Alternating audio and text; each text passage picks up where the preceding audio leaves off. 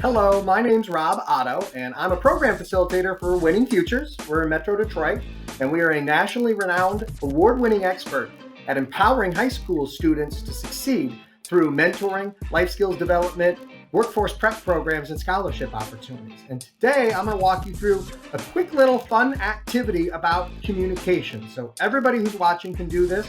You're just going to draw some simple shapes on a piece of paper. So I need everybody to have their own piece of paper and a pen or a marker, something to draw with. You need to go grab that now. Just pause the video and then come on back. So everybody on your own paper, what I want you to do is draw these 4 shapes, all right? If I go too quickly, remember pause and then catch up. The first one is a square, then draw a circle, then draw a triangle, and finally, I guess this is more of a letter than a shape, but draw an X. All right, go ahead and pause if you need to catch up. Now, everybody has all 4 shapes drawn. Does it look like this? It doesn't. Why not?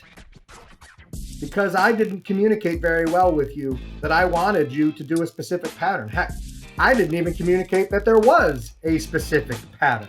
So you got all the shapes, but you didn't get them in the order that I wanted to. That's because I didn't take the idea that was in my head and communicate it very well to you. That's what communication is all about. The idea is in your head. How can I tell you real specifically what it is that I'm trying to communicate and do it in the fewest amount of words possible?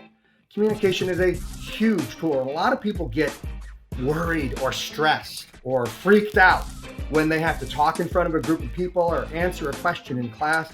Just so you know, it's completely natural. Heck, I talk for a living and I was nervous recording this video. So it happens, always happens. But the more you do it and the more that you really know your topic, even when something gets goofed up, you can just pick up and keep going. And the more often you do it, the easier it gets every time because you remind yourself, well, I did it last time and everything turned out okay.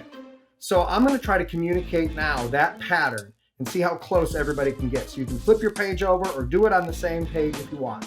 All right, we're gonna do the same 4 shapes, but I'm gonna be more descriptive and a better communicator about how I want you to draw this. So the first is a square, and I want it really big. I want it to take up most of the page. Next is the circle in the middle of the square, and I also want it really big, but not big enough that it touches the edge of the square.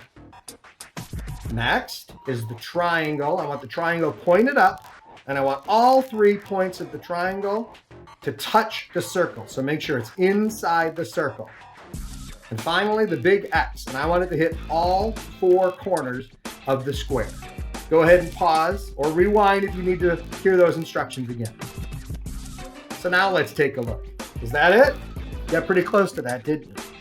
Right, 1, because I communicated it better, but 2, you did the other important part about communication.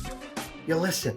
Some people say it's as important. Some people even say it's twice as important. That's why you got 2 ears and only 1 mouth, so you can listen twice as much as you talk. Communication is about sharing ideas back and forth, so you have to be able to listen. Think about this. Have you ever had somebody introduce themselves to you and 2 seconds later, you've already forgotten their name? That's because you weren't really listening. You were just waiting for your turn to talk. So actually listen, force yourself to listen, and then respond to what the other person said.